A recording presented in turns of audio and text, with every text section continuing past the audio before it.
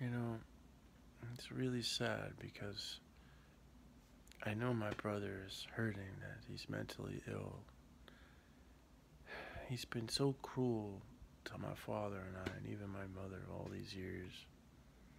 And this constant involvement with police and courts, and it's just sad. I mean, that's like all he knows. That's been his life, and he is just really hurting and needs help, and doesn't seem to even realize how selfish and narcissistic he's been towards my father and towards me all these years.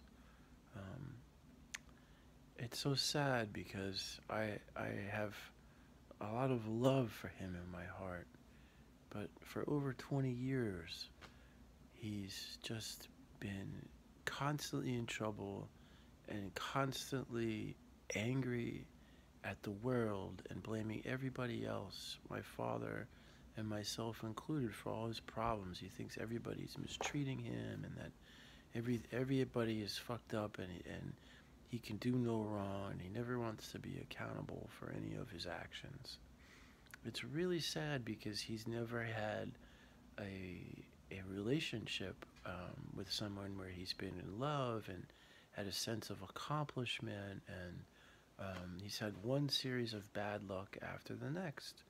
And instead of realizing that it's not fair or even sane to blame my father for his problems and take accountability and responsibility for himself, he's continually chosen the path of cruelty towards us. And it's sad that my dad, had to have him evicted here twice.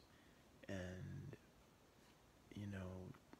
unfortunately, my father spent his life savings on lawyers to protect my brother because he knew that my brother was facing prison time and was mentally ill and needed help, not jail.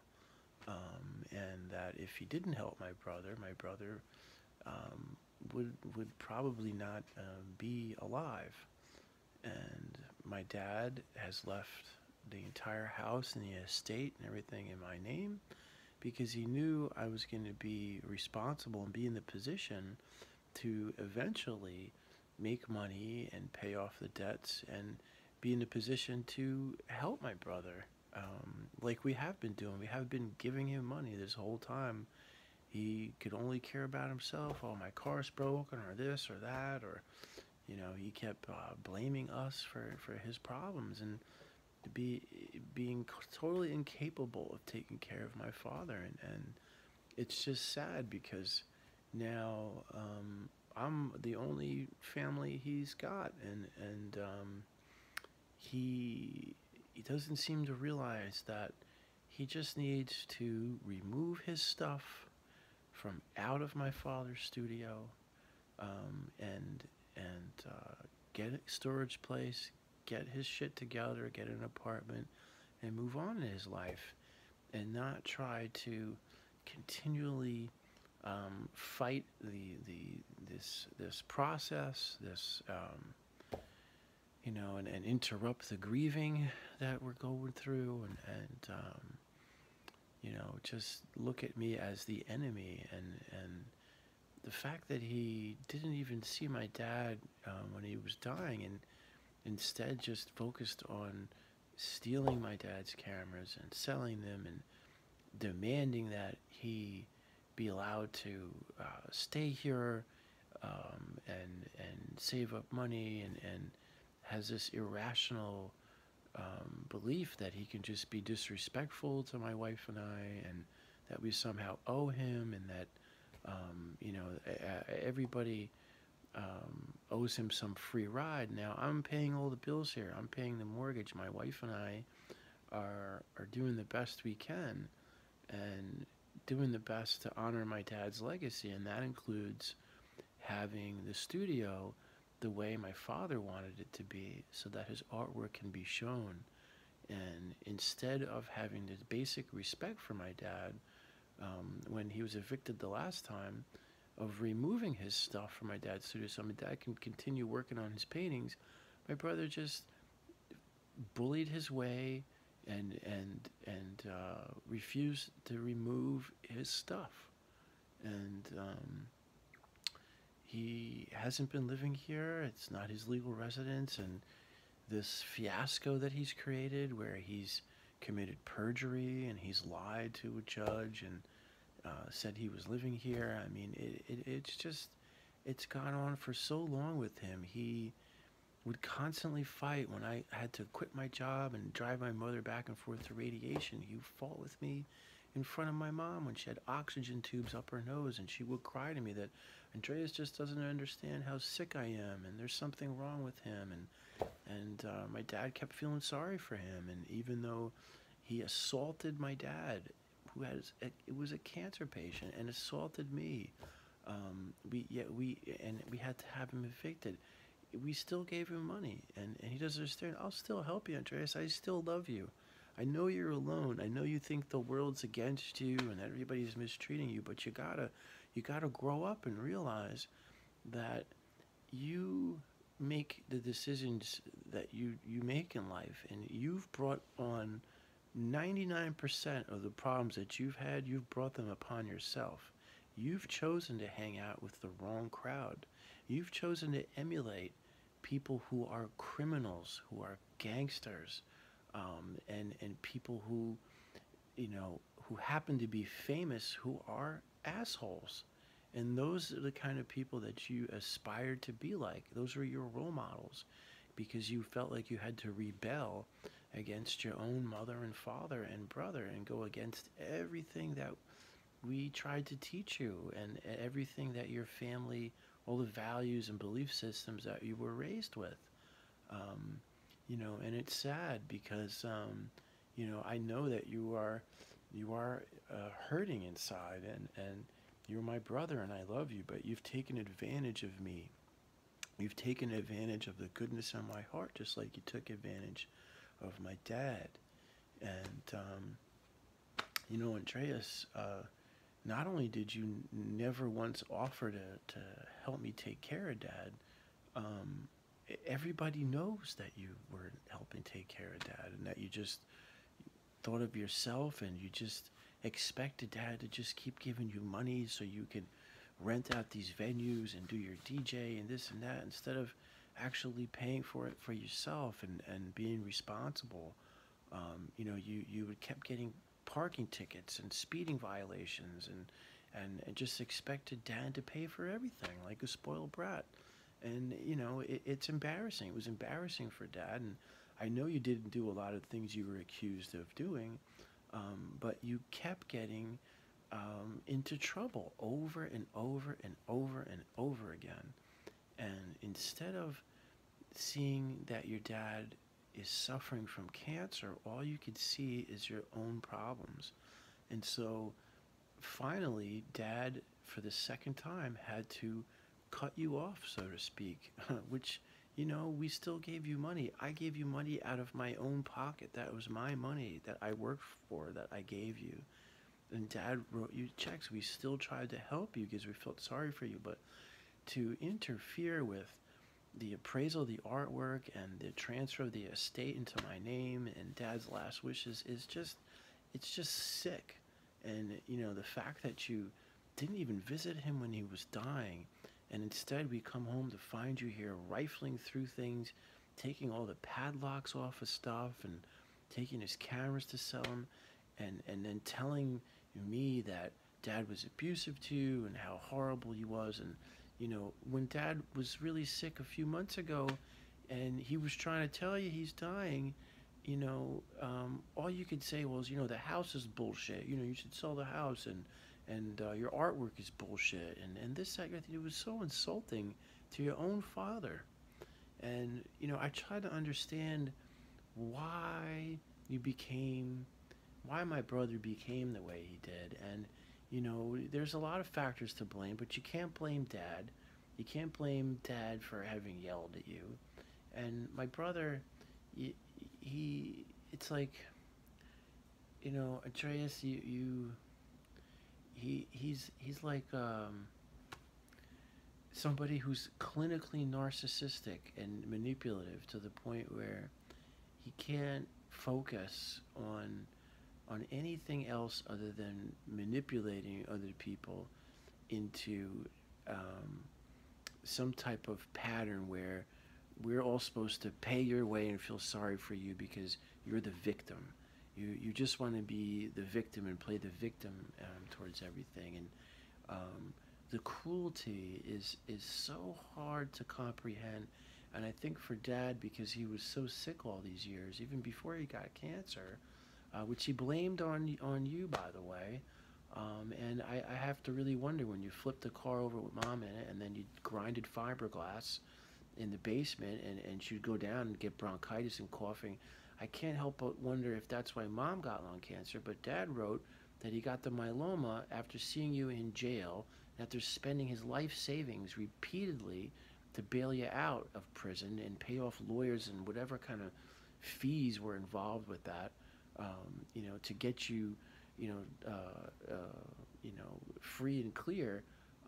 Instead of being grateful for that, you just got more and more angry and Dad. You made up your own set of facts. My brother Andreas goes around and would have everybody believe that somebody, an accountant, is the one, Jerry something or other. Jerry something or other is the one that swindled my dad's life savings from his mutual fund, which really couldn't be further from the truth because there's so many receipts to prove that my dad's annuity was used to pay a settlement for your road rage incident and for all your other charges and assaults and crazy stupid things that you've done. I mean, it kept on going on and on and on with all these different girls calling Dad up saying that you're stalking them or they're going to press charges, and you just kept doing that, and you just kept enabling the mental illness of somebody who just kept getting angry and angrier. And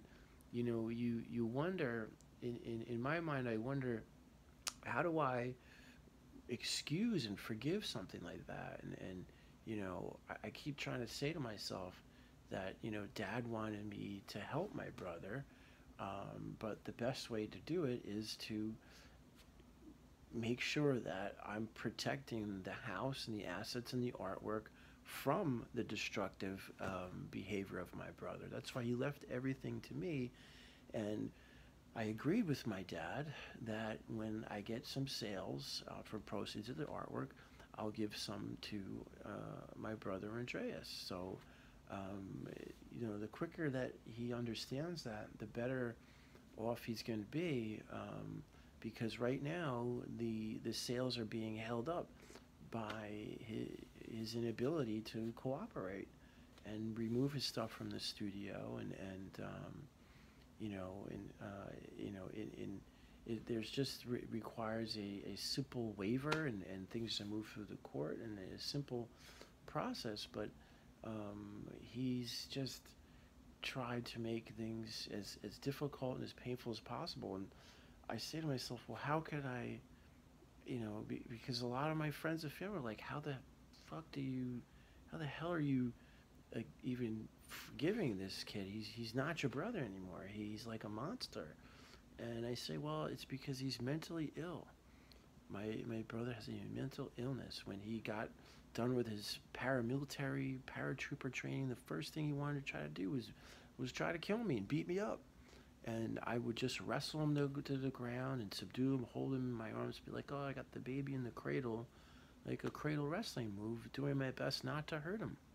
Because he's a little guy, and he didn't take care of himself like I did, or be as good as sports or whatever. Maybe they didn't train him so good, but whatever it is, he just was hell-bent on taking out this rage and the disappointment that he felt as a failure in life on me, and then ultimately his dad.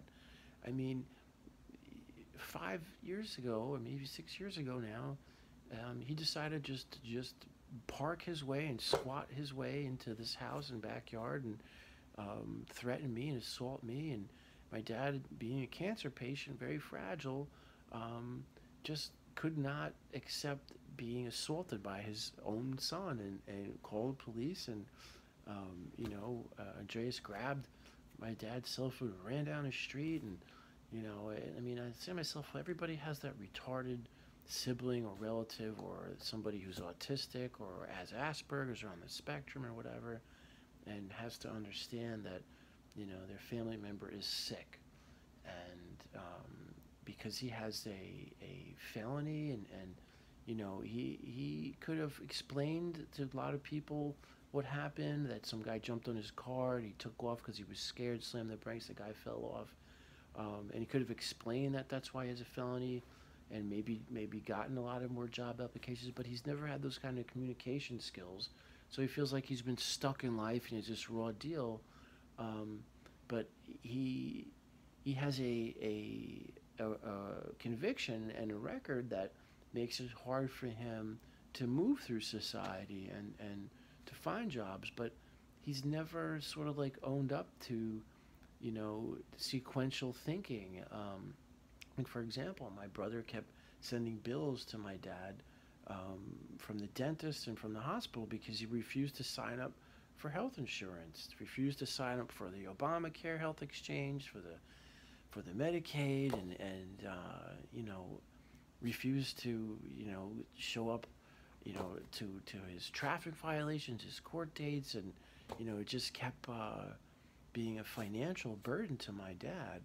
And heaven forbid any of this property would have been left in his name, and he got in trouble again, they would just come right after the house. So that's why my dad also did not want to leave this house or anything in it in his name. Andreas already squandered over $250,000 of my dad's nest egg, my mom and dad's nest egg. It's actually quite more than that. And what little tiny insurance money is left over, Andreas needs to realize that that's going to have to pay for his storage and get an apartment, maybe fix his car. Because my dad didn't even want my brother to have that. And I said, no, Dad, I'll be able to pay the mortgage and the bills, and Andreas should get just half of that little tiny life insurance settlement, which is a paltry, few $1,000s. It's really not that much. It's just, it's sad, because my dad did not want to leave me in this type of situation, with debt, and felt it was very unfair how he treated me, and always felt like we not necessarily should take the side of Andreas, but should sort of look the other way every time Andreas kept maliciously using the police to try to incriminate me or get me arrested, or anytime he had a disagreement with my dad, to fight with me and yell and scream with me, and make it so that I had to sort of like back down, or I had to accept the fact that my brother was mentally ill, and sort of just accept that my brother continually needed help. But eventually, and this was going back over 10 years ago, I kept having to quit my job and leave abruptly to come up to the house, because my dad would be very sick and would be frequently hospitalized, and would need me to help him around the clock, and would say to me, Andreas is either in jail, or Andreas has been abusive to him, or Andreas is having some kind of crazy party here and people are stealing stuff, or he crashed the car again, and I would have to just stop everything and come up to the house and take care of my dad. And sometimes I would bring my ex-girlfriend, or my ex-wife, and he would call the cops on them over a slice of pizza, or menace them with a knife and yell and scream, and I'd be the first one to leave, because my father would just explain to me, well, and if Andreas gets arrested again, he'll end up in jail for a long time, or if he continuously comes at you and you subdue him, you know, that next time he might get hurt by accident. And that's what kept happening. I mean, he's gotten so obese that when he comes to attack me, he could very well get hurt just by me being forced to defend myself. And it just kept happening to the point where Andreas would throw things at me and throw things at my dad and break stuff. He put holes in all the walls of this house. Most of the holes I had to fix myself. I had to clean up a mess that he had made here. I've been independent and I've lived in different countries, and I got out of my hometown and I did my own thing, but I continually had to interrupt my education and my career to take care of both my parents and then clean up the mess that my brother would make here. And when I mean mess, I mean after my mom died from cancer, holding my hand in this house, crying to me that Andreas doesn't understand how sick she was. This house became so messy and so filled with his junk and garbage that you couldn't even walk. And not only did he not even cook food for my dad, he didn't even have respect for my dad insofar as being quiet at night and not making noise. My brother would just constantly make loud music at all hours of the night, come and go at 3 or 4 o'clock in the morning, and then have some drunken girl who's not really such a bad person just show up here, and they would have fights. And there'd be bottles of beer all over the floor and glass, and my dad would be sick with cancer and call me up and says, "Oh, you got to come over here. You know, I can't take it anymore. Then Trace, you got to help me." And you know, there's been a few times where these drunken girls threw themselves all over my dad, threw themselves in his bed and woke him up and would tell me and my father that, you know, they're going to press charges, that my brother's outside their apartment. I mean, it will go on and on like this repeatedly. And the definition of insanity is doing the same thing over and over again, expecting a different result. And that's exactly what he's done. And now, you know, sadly, he's committed perjury. And, you know, I'm hoping that the judge has some leniency and that doesn't send him to jail and to prison, and he gets the help he needs, because he's trying to make things as difficult as they possibly can. There's been a pandemic, and my dad's been in and out the hospital, and it's been very hard for my dad to even think about dying, let alone anticipate that death was going to come so soon. So he did leave me a handwritten will. There are witnesses. There's also a video of him leaving everything to me. And Andreas still doesn't want to accept that and wants to kind of fight it in court and make it all long and drawn out, to the point where he went before the court and lied to a judge saying that this was his legal residence. So he got some phony order of protection and had the police come over here and forcibly vacate me from my legal residence, my house. You know, it was just horribly humiliating and just like a violation of your own personal sanctity. And even the police knew that there was something wrong and that he hadn't been living here, but the judge didn't know and made a mistake. And so now he's being faced with perjury and lying under oath. And he can try to lie and say whatever he wants, because he never, he refused to change his mailing address. He refused to remove some of his property from here. So he's just trying to make it seem like he lived here, but he hadn't spent a single night here in over 5-6 years. And even 5-6 years ago, he just came here without permission, squatting in the backyard because his girlfriend kicked him out because he was fighting with her. And prior to that, he was on some kind of house arrest and home confinement, probation or whatever, which was humiliating for my father, because the police would constantly come in and out the house to check on him, make sure there's no bottle of beer in the house or what have you. And it was just humiliating for my dad. I mean, this is his house. This is his studio. And I helped him build the studio. I've helped my dad fix the house. And you know, even recently when I helped my dad refinance the house and I fixed the ceiling and the leaks and all that, we still gave money to Andreas, a couple $1,000 to fix his car, and I'm saying to myself, gosh, he didn't even say thank you, didn't even appreciate that, and it's just so sad because I I'm worried that my brother is suicidal. I'm worried that he is lashing out at people the way suicidal people do, and not realizing that I do love him, and I'm not trying to get over on him. I'm telling him that he can't stay here for the simple reason that there is one bathroom, and that he is not someone who has proven himself that to be trusted or get along with my wife and I, and it's not as if I owe him a free place to stay by any means, and need someone who's already proven that he can't respect his own father and I.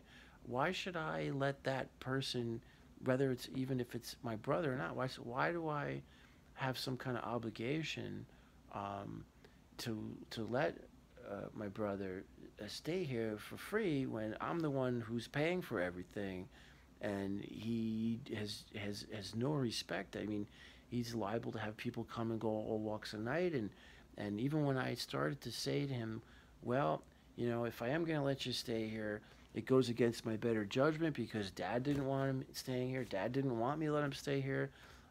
So I started to entertain this idea because I'm grieving, and he just started to prove to me that he didn't respect the fact that I work from home. This is a little office area that I have, because every other office area he has managed to fuck up because he piled so much shit in the studio that whatever was in the studio as far as the office had to be crammed in another room, making clutter. So long story short, this is my little office here. This is where I do yoga, and this is like a no wear your shoes area, and this is an area that I need to have quiet. I do Zoom conference calls, consulting, and when I mentioned this to Andreas, well, fuck that, don't worry about that, that's and he just had no respect and just kept tracking mud in and telling me that, no, you're not working, and that I should be, doing what he does, delivering food, and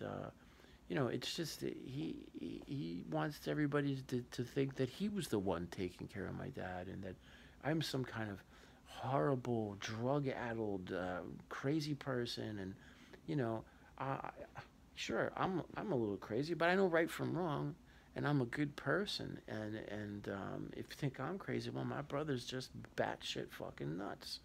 And it's sad. I know he has PTSD from the military, but it goes way further and before that, when his mental illness really took a hold of him. And I think being on probation so many times and having been in jail and arrested and never leaving this town, and no offense, there's some nice rednecks and there's some really bad ones, but I think the rural, redneck, nature of it being there, when we were kids, there was a lot of racism up here. It wasn't as diverse.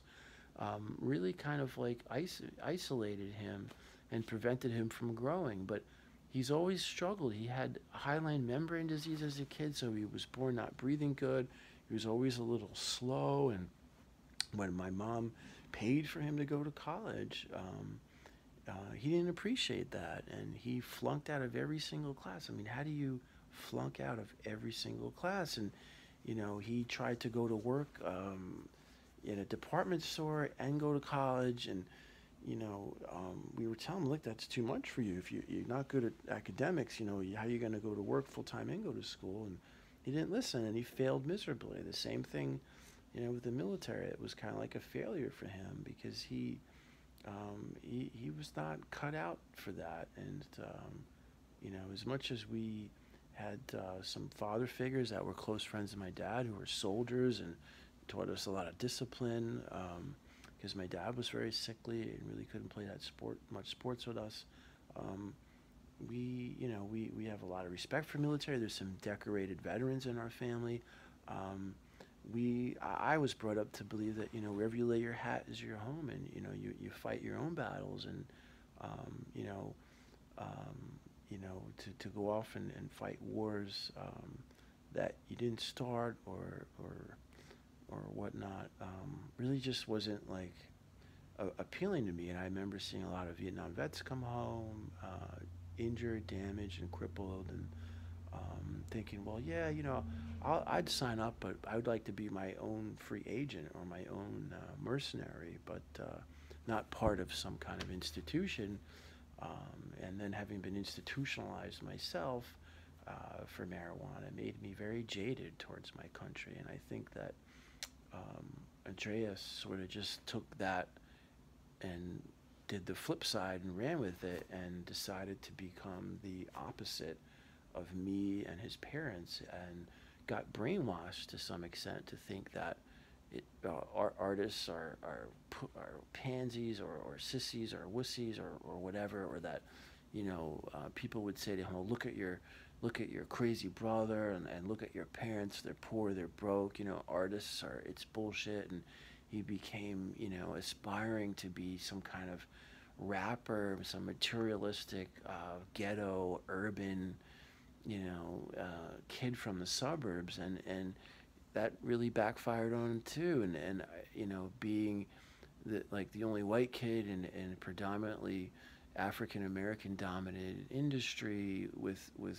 people who are from the hood, who are rapping about being in the hood, people just kind of saw right through him. And he at one point started to talk like he was from the ghetto, and assumed this whole their identity. And he'd been doing that since he was a little kid. Would just, one week he wanted to be like the Ninja, one week he wanted to be like a New Waver, the other week it was like GI Joe. So he had a struggle with this like identity crisis, I think, what a lot of adolescents do. But like I wanted to go live in the woods and live with Native Americans and be a Pastafarian at one point. I mean, we have these, things in life. When you're young, you explore different things and looking for your identity, and you want to rebel, be a little different from your parents. But he developed an actual hatred towards his dad. And when I came home from the hospital, to find him in here, rifling through my dad's stuff, taking whatever he can to sell and steal, he couldn't stop telling my wife and I how angry he was at my dad, how my dad was to blame for all his problems. And so it's just really sad because, I don't know if I can handle finding him dead, or getting that phone call that my brother, is in jail, or he killed himself, or that somebody hurt him. Because what he did to my dad, it was just so cruel. I mean, it's so mean, to not only not help your father, but to be such an asshole. And my father's family aside, my father's relatives, they could have helped us all these years. They knew we had car problems and a lot of debt. And I think because my father's decision to help Andreas really alienated his relatives even further, to the point they were disgusted and embarrassed that my dad had such a dysfunctional relationship with his son. And I think to prove to his family, that he was a good father, he did everything he could so that I would somehow take care of my brother. And he manipulated me in a lot of ways, my father, into feeling sorry for him, and to the point it was unrealistic. And it took my dad many years to realize that, oh, wow, Ali is right. Andreas is going to be the death of me. And we do need to get him evicted, because he won't leave, and he won't stop stealing my dad's money and credit cards, and won't stop getting arrested and into trouble. He won't stay away from bad people. He won't respect my father. These are the kinds of things where, it took my dad a long time to finally realize and accept at just how mentally ill my brother was, and how destructive it was. And sadly, this entire time that I've been taking care of my dad was one of the few times that there wasn't any police, there wasn't any drama. And there was some actual peace, and my dad was getting better and going for walks. I was able to work and save up some money and still give money to Andreas. And even though a few years ago his ex-girlfriend was going to press charges and he was facing court dates and getting tickets and all sorts of problems, there was no police here. There was no Andreas calling the cops on me and trying to get me arrested and making my dad go to court. And it was just sad. I mean, but you know, it was like the first time in 20 years that there was no constant police. And so this whole thing where I've had to spend most of the day again today dealing with courts and lawyers and judges and police and reports and all this stuff. It's so upsetting. I'm still grieving the death of my father, and instead of you know, being mature and helping in some way, he's just been a hindrance. And it's sad because my neighbors are afraid of him, my wife's afraid of him, my friends are just disgusted, and he's now telling all the former students on my dad some phony story about me and making lies, and now using the police in a malicious way, has lied to a judge under oath, which is perjury. And so it's just sad because, you know, here's this kid who's not a kid anymore. He's 43 years old. He's lost now his father too, and did the same type of horrific shit that he did with my mom. He refused to acknowledge her being sick and dying. And even a few days before she died, when my mom was dying, I said, Andreas, you know, I've been taking mom back and forth to radiation, driving from my apartment here to Danbury to radiation and then back here, and then back home to my apartment. And she's only got a few more days. I'm going to stay up here. And because she needed me to take care of her, my dad needed to go to work, and Andreas is incapable of doing it. I couldn't even spend a single night here because he would constantly fight with me. And the few nights that I had with my mom here before she died, she kept saying he doesn't understand how sick I am. Andreas doesn't understand how sick I am. And he would fight me and wrestle me in the floor in front of her. And I had to say to him, I said, Andreas, you know, try to take as much time now as you can with mom because she's dying. Say whatever it is you want to say to her. She's dying. He would say, oh, get the fuck away from me and fuck you. And so she died without Andreas having a chance to say goodbye to her. And that's his own fault. Just like when my father and I said, come to the hospital, he's dying. He's not going to make it to the hospice. He's not going to make it home. He refused to do so and made up some excuse. He's too busy. I mean, it was so it hurt my dad. My dad's dying, you know, for your son, you know, to say that to you. Oh, and you don't understand. I need money and I'm this and that. You know, he had sent all these fucked up texts to my dad for weeks, you know, and you know, we thought he had a few more years and you know, we thought it, you know, worst case scenario, he was at least going to be able to come home to hospice and there would be some more time. But the death came on so suddenly and it was so extremely painful. And when I said to my brother, hey, you know, come say goodbye to dad, he didn't do that. And instead, we come home to this house and he had we was surprised that we found him in here. He had somehow broken in and managed to take off all the locks and taking the camera equipment and you know, proceeded to tell us that you know, dad was fucked up and that, you know, he needs to stay here for free because he's been staying in a hotel and he's homeless and he needs to save up some money, and that, I'm somehow responsible for him, and I need to let him stay here for free so he can go to Florida. And that I don't understand that, it's so important that he fix his car and that he sell these camera equipment. And I also noticed that my father's pain medication was mysteriously missing, and all the other things that were electronic that were of value to Andreas were missing. And I said, Andreas, I can understand maybe you need to sell one thing for like $400, but not a couple of those other things. And that's when he just started just attacking my wife and I, and yelling and screaming and threatening us, and telling us he's going to make our lives miserable. And that's when I realized, oh wow, there's just absolutely no way I can enable his mental illness and accept somebody who's so disrespectful and so violent to stay here, let alone sell shit that doesn't belong to him, and wasn't left to him for a reason. And he didn't even respect the fact that those cameras had files in them.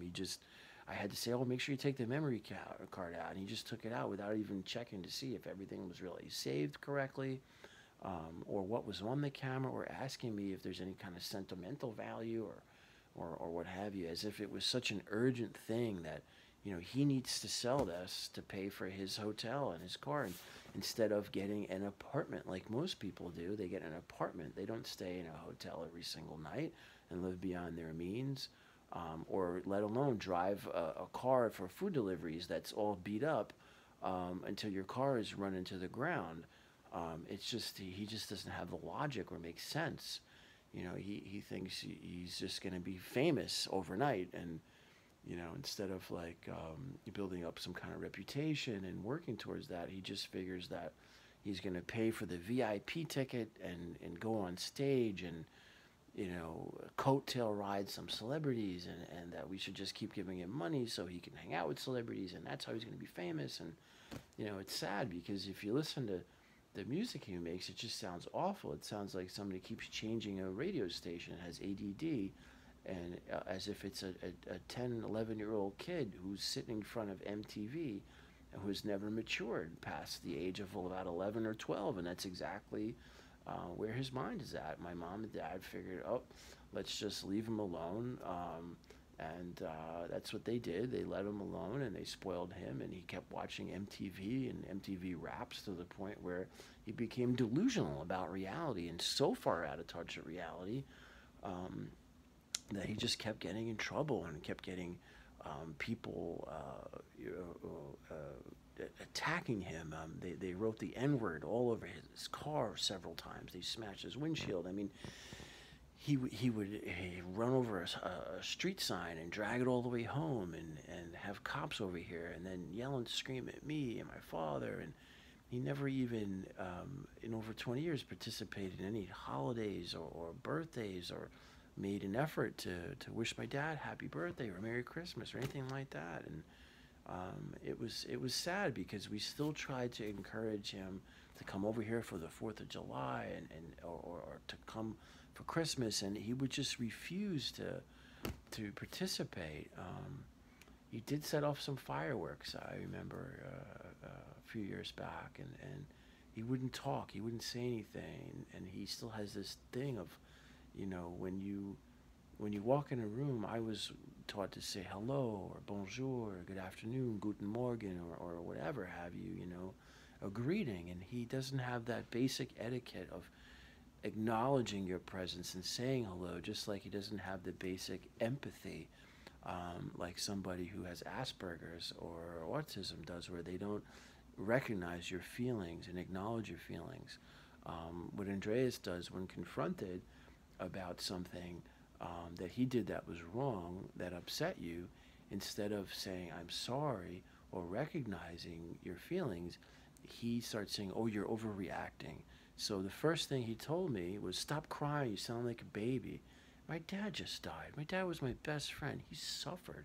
I had to wipe urine and feces off of him and stay in the bed next to him and make sure he was able to stand up and pee and not freak out because my dad kept thinking he was going to die. I had to follow the ambulances to the hospital and call 911 and have the paramedics come over here many times and watch my dad 24/7. My dad had a wound vac on his head. He had so many different surgeries and hospitalizations. It was overwhelming. And not once did my dad ask, "How you doing, Dad?" Or "How you doing, Ollie? Is there anything I can help you with?" The only thing was, "I need money. I'm fucking homeless. Or I'm staying in a hotel. Or my car's broke. Or you don't understand. You got a roof over your head, and Ollie's over there getting high, and this, that, and the other thing." And I have neuritis, and I have a medical marijuana prescription. I have a card, a license for that, and I use that for pain. I don't even use it regularly. A, because I can't afford it, and B, because it really doesn't do much if you do it every day. And I like to go easy on my lungs, and I'm not a drug addict or in any by any means a bad person, nor is that any excuse to attack my character. Yet he would try to find any kind of reason like that to put me down and brainwash whoever he could into thinking that I'm somehow not taking care of my dad, which couldn't be further from the truth. So it's so hurtful, to have been subjected to that, and especially after losing my dad and coming back here to discover that he just wants to dump his shit here, stay here for free, and have no respect for my wife and I, while he turns the studio into some kind of fuck fest of bizarre weirdness, or some kind of faux YouTube studio of his own demise. I mean, it's so sad, but I love my brother. I love him, and I care about him, and I know he's hurting. I know he's in a bad way, but he's just continually blaming the world that everybody's mistreating him, and he's in the place he is because he's been mistreated, and his father was abusive and yelled at me. And nobody's perfect. My dad was very sick. But he was so generous. My dad gave us everything, and then some, and taught me the meaning of a dollar, the value of a dollar. I had a sick dad when I was young, so I had to get up at 5:30 in the morning and chop wood and before school, even helping my dad chainsaw at 9, 10 years old wood to put in the wood stove here, and I had a construction job at the age of 12, and I worked in the summers. I taught the Boy Scouts how to see it. My dad essentially kicked me out when I was like 16, and I got in trouble at 17, but I left home, and I made my own way in life. And, sadly, my mom and dad weren't able to help me pay for college. I was going to college early at the age of 17 and lost my college tuition because of a marijuana charge. And subsequently, when I came back from Europe, I actually put myself through college while working full time. But I had just a bachelor's degree and some postgraduate studies because I basically, had to work and wasn't able to afford to become a doctor or get a PhD like I wanted to and my parents wanted to. So and constantly having to quit my job to take care of my dad, really interrupted my career. And thank goodness I'm fluent in French. I have quite a bit of corporate world experience under my belt, and a great deal of administrative skills, interpreting skills, and I managed to establish Bafi Studio Fine Art Gallery as a business, and realize some sales and make my dad really proud of that. And Andreas wants to just negate all of that and just really just kind of ruin any type of joy that our family had. And it's been like that for over 20 years of him constantly making my dad go to court and having the cops over here, and for civil matters. And you should never involve the police for anything other than an emergency. Police are there for emergencies, okay? Not for, you got an argument with your dad or your brother. not to make up stories, not to get people arrested and to use them maliciously, which is what he's been doing, because he figures, oh, marijuana was illegal at the time, so just like the drug laws, he's used that to kind of scare me, manipulate me. Oh, look, Ollie's higher. Ollie's got weed on him. Put him in jail. I mean, he was been doing that, since we were kids, and it's just awful and it's sad. And I hope that someone out there helps my brother and hugs him and gives him some love, because the kid is hurting. And he's hurt me and my father and my wife and my friends so much over the years, that it's become impossible for me to help him. There's no longer any possibility for me to help him, other than at some point, maybe many years from now, maybe many months from now, that I can give him some money and help him financially. But he needs to understand that, in order for that to happen, I need to be able to sell the artwork and do so professionally without him interfering, and without him having some kind of expectation that he has any rights to this house or property, because he doesn't. And Because of all the lawsuits, we've had to refinance the house a couple times over, and my dad's also dependent on me financially, not just as his nurse and caregiver. He's actually dependent on me financially to make ends meet. And Andreas has never helped, and I cannot have an extra burden now that my dad is gone. And there's no longer a tiny pension that my dad had, to help pay for the bills here. And Andreas just seems to think that, there's just this free ride for him, and that everybody just keep giving him money. But he needs to be independent, live on his own, and get himself an apartment and get out of this area. If he wants to be in the music business, it's not in this area. And if anything, it would be in Williamsburg or in Miami or in another country. I just feel like he's made so many enemies, and he's made so many problems with people, that it would do him good to just have a change of scenery. But he's not getting the short end of the stick. This is just not his house. He's not being shut out of anything. He told my dad that he didn't want any responsibility of this house, that he thought that this house was bullshit, and that my dad should sell it. And I mean, it's such a beautiful house. It's in the country. He doesn't appreciate wilderness or nature, or the fact that we have a beautiful backyard with lots of animals. He aspires to be in the ghetto and in the city. He told my dad that his artwork was bullshit, and it was just an idea. And when we had asked him to help promote Dad's artwork years ago, I said, Andreas, I helped Dad publish a book. I helped him with new business cards, and thank you, Sally, for helping us print the new business cards, because our printer toner was broken, and that's another reason why the will was handwritten, and the printer. We've had so many problems with printers and toners, and to make a long story short, we had asked Andreas to hand out some printed material and help promote my dad's artwork, and he refused to do so. Couldn't be bothered. Says, I got no room in my car for a book or for flyers. And the people I deal with, they're rich, and they're not into art, we just look at him like, Andreas, rich people are into art, and celebrities do buy art, and if you have any respect for your father, you'd help promote his artwork and not judge your father, and realize that, what a lot of people don't realize is that, art market is tricky. It goes by the secondary market. It goes by where the artwork has sold previously, and what it was sold for, and that price, that value is assigned to the current value of the artwork.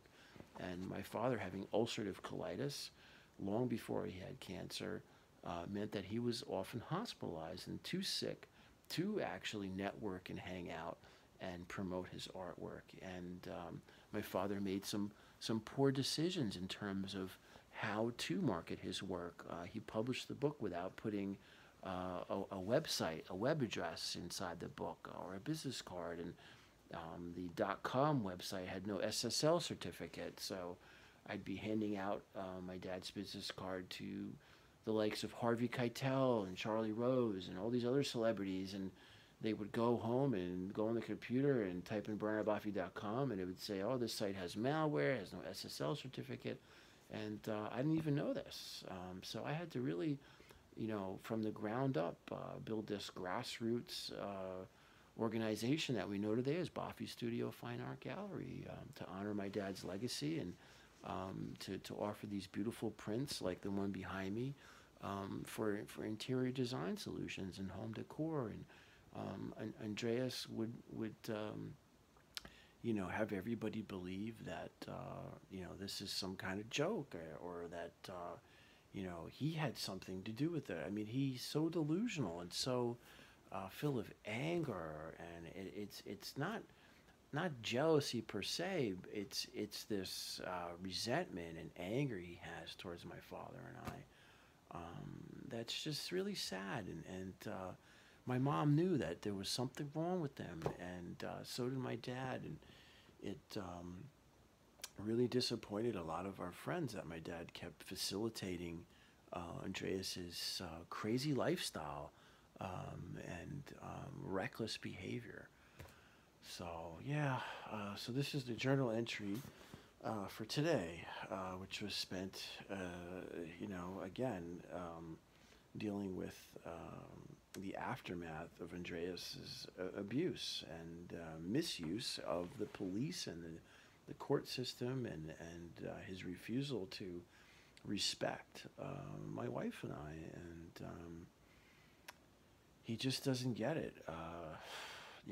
There's nothing for him here, and there is no reason for him to be here, and